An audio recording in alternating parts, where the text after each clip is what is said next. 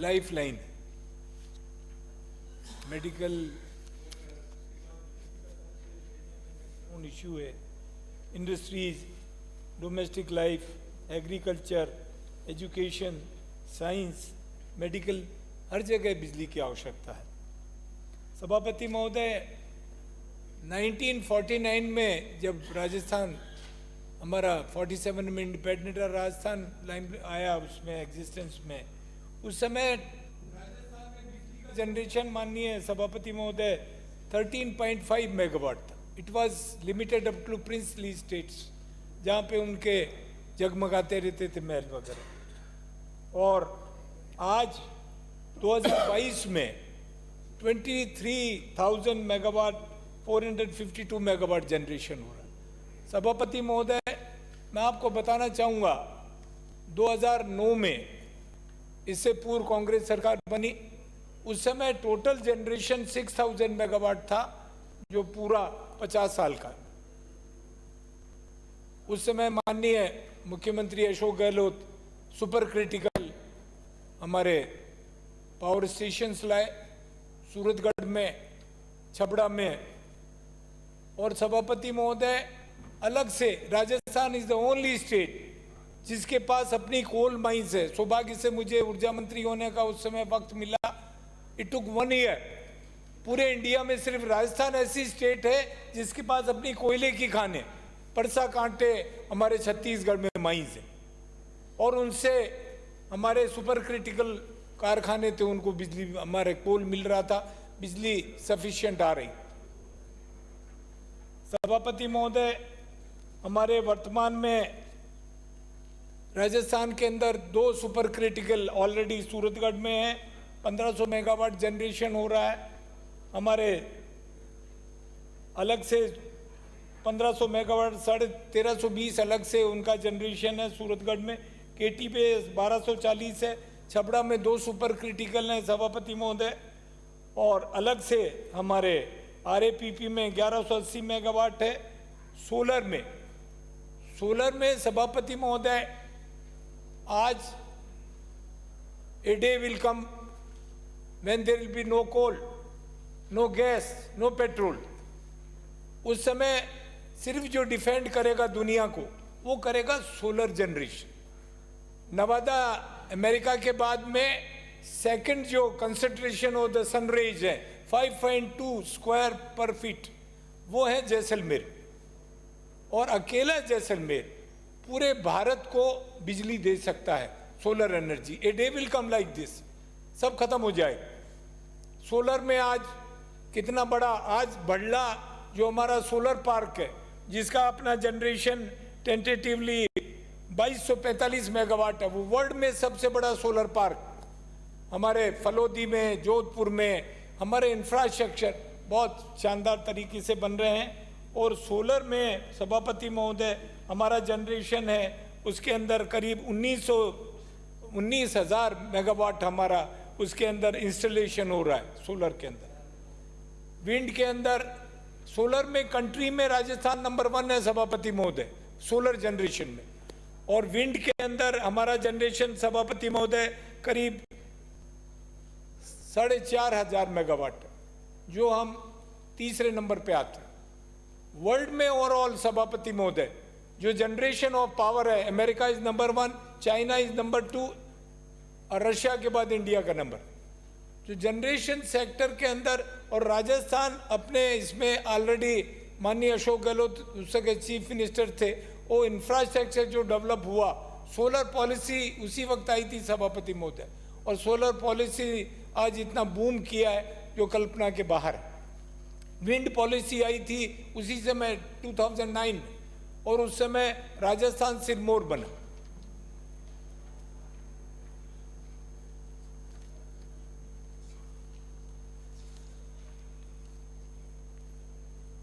सभापति महोदय, बिजली को हम 3 सब्जेक्ट में डिवाइड कर सकते हैं। दैट इज जनरेशन नंबर 1, जिसके बारे में मैंने आपको कहा है, आपको विस्तार से मैंने बताया उसके लिए। Number 2 is transmission. ये बिजली को तैयार करके, चाहे सोलर प्लांट्स हो हमारे, चाहे विंड हो, हमारे पास वहाँ पे हमको ट्रांसमिशन सिस्टम चाहिए। सभापति महोदय 2009 में 765 केवी का जीएसएस राजस्थान में 2 बने, उसके बाद एक भी नहीं बना सभापति महोदय। अब तीसरा जो स्टार्ट हो रहा है राजस्थान के अंदर। 400 केवी के राजस्थान के अंदर 15 जीएसएस सभापति महोदय, 220 के 132 हैं, 400 हमारे 132 केवी के करीब 450 हैं। और सभापति महोदय ये ट्रांसमिशन सिस्टम इंडिया में स्ट्रॉन्गेस्ट, राजस्थान में ट्रांसमिशन सिस्टम जो पूरे कंट्री में है वो सबसे स्ट्रॉन्ग ट्रांसमिशन सिस्टम सभापति महोदय इंफ्रास्ट्रक्चर 2009 से बनना शुरू हुआ और आज तक उसी रफ्तार से बढ़ रहा है। 765 का एक जीएसएस और बन रहा है, एक स्वयं मेरे विधानसभा क्षेत्र में भी बन रहा है 765। तो ये जो इंफ्रास्ट्रक्चर है इस बिजली को, आज बिजली जो भी सोलर से पैदा हो रही है या हमारे विंड से हो रही है उसका ट्रांसमिशन, और पूरे कंट्री में सभापति महोदय यहाँ इन्वेस्टर्स आ रहे हैं, सारे के सारे राजस्थान को बिजली मिल रही है और अन्य राज्यों को भी वो बिजली जा रही है। सभापति महोदय डिस्ट्रीब्यूशन के अंदर राजस्थान में उस समय सभापति महोदय 2009 से 13 के बीच में कम से कम 3033 केवी के जीएसएस बने।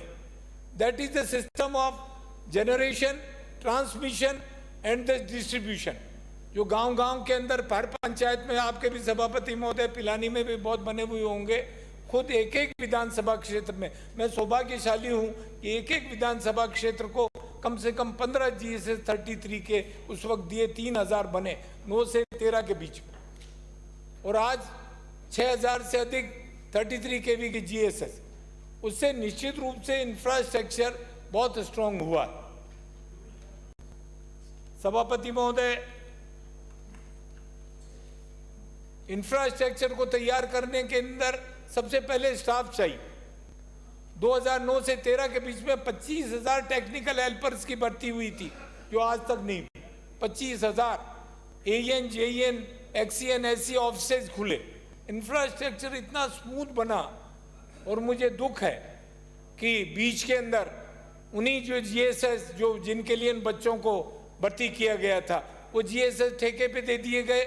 आज दुर्घटना होती है, आज जो नए ठेकेदार के एम्प्लॉयज आते हैं उनको पता ही नहीं बिजली कहाँ खोलनी चाहिए, क्या करना चाहिए। रोज आप देखते हैं दुर्घटनाएं हो रही हैं। ये बड़ा गंभीर विषय। ये जो भी 33 केवी जीएसएस है, they should be given to the employed, जो हमारे डिपार्टमेंट की अपनी टीम हो उसको देने चाहिए प्राइवेट सेक्टर में। लास्ट टाइम में हमारे जीएसएस भी हमारे इनके बिकने की नौबत आ,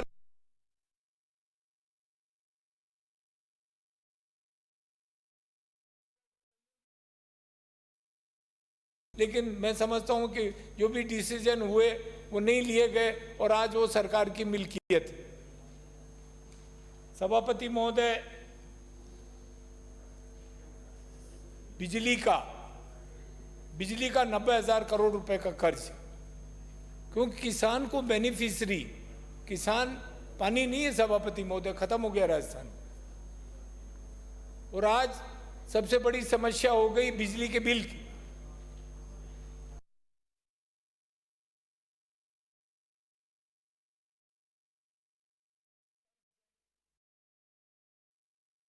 बेनिफिशियरी देने में मुख्यमंत्री जी ने कोई कमी नहीं रखी।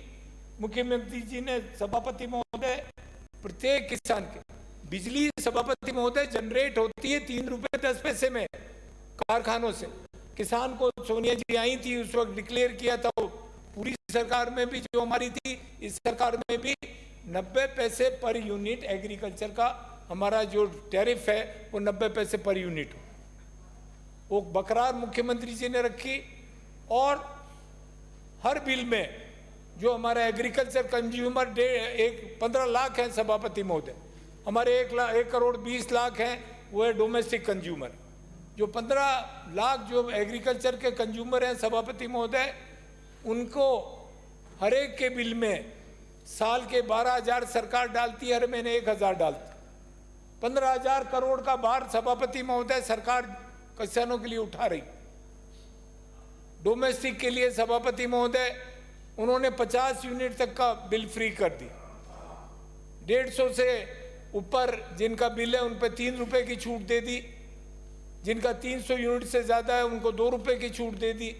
सरकार ये सारी व्यवस्थाएं करा रही। हमारे गौशालाओं के लिए अलग से उन्होंने 50% जो टैरिफ बिल है वो सरकार जमा करा रही है।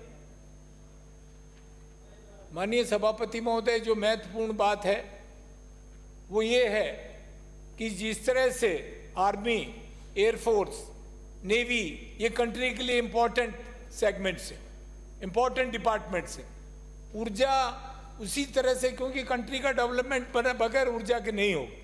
तो इसलिए मेरा केंद्र सरकार से आग्रह है कि जो 90,000 करोड़ के कर्ज हैं राज्य सरकारें नहीं भर सकती। सभापति महोदय, ये जिम्मेदारी केंद्र सरकार की है कि आज कोयला उपलब्ध कराए, और जो 90,000 करोड़ का कर्ज है वो स्टेट गवर्नमेंट से आशा नहीं करे। किसान, गरीब किसान अपनी जेब से, या हमारा डोमेस्टिक जो हमारा गृहिणी है वो अपनी जेब से 90,000 करोड़ का खर्च पूरा नहीं कर सकते, न कोई सरकारें कर सकती। मेरा आग्रह केंद्र सरकार से, माननीय लीडर ऑफ अपोजिशन नहीं बैठे हैं यहाँ पे, मेरा आग्रह है कि जो 90,000 करोड़ का कर्ज है वो भारत सरकार स्वयं इस कर्ज को वहन करे। सभापति महोदय, अंत में मैं आपसे ये कहना चाहूँगा कि जिस तरह से माननीय मुख्यमंत्री जी ने ऊर्जा के क्षेत्र में हमारे राजस्थान को इतना बड़ी हमें उन्होंने सौगातें दी है, मेरा भारत सरकार से आग्रह है कि जो हमारे कोल आज बिजली, सभापति महोदय 14,000 मेगावाट राजस्थान का जनरेशन है, 23,000 मेगावाट वो तो चला जाता है बाहर भी कुछ, 14,000 मेगावाट हमारा कंजम्पशन है। वो 14,000 मेगावाट की पूर्ति करने के लिए अगर कोयला नहीं होगा, because the wind and solar is uncertain, रात को सूर्य नहीं चमकता है, हवा नहीं चलती है, जनरेशन एकदम में डाउन आ जाता। सिर्फ कोयला एक ऐसा है, या न्यूक्लियर पावर ऐसी, nuclear power is also a challenge. Chernobyl accident हो गया रशिया के अंदर, सब दुनिया में आज कह रहे हैं कि साहब ये जो कोयले की हमारी जो जा रही है, perforation of the ozone layer हो रहा है, कोयले की जो हमारे थर्मल प्लांट्स हैं उनको बंद करें। मैंने तो स्वयं इजराइल में देखा, उन्होंने अपना थर्मल प्लांट बंद कर दिया। लेकिन ये इस तरह के गरीब मुल्कों में पॉसिबिलिटी नहीं है। मेरा सभापति महोदय आपसे आग्रह है कि केंद्र सरकार जो स्टेबिलिटी, जो कोल की जिम्मेदारी केंद्र सरकार की है कि स्टेट को मुहैया कराए। स्टेट जाके लड़ नहीं सकती। आज छत्तीसगढ़ के अंदर कोयला नहीं आ रहा, एक माइन खत्म हो गया उसका कोयला जो मैं मंजूर करा के लाया था, दूसरी माइन को खोदने नहीं दे रहे कोई, वहां पे सब लोगों ने ऑब्जेक्शन कर रखा। ये केंद्र सरकार की जिम्मेदारी है कि स्टेट्स को डिफेंड करे। सभापति, मेरा आपसे आग्रह है कि आपने मुझे बोलने का वक्त दिया, जो मैं बहस कर सकता था मैंने किया। धन्यवाद। Thank you.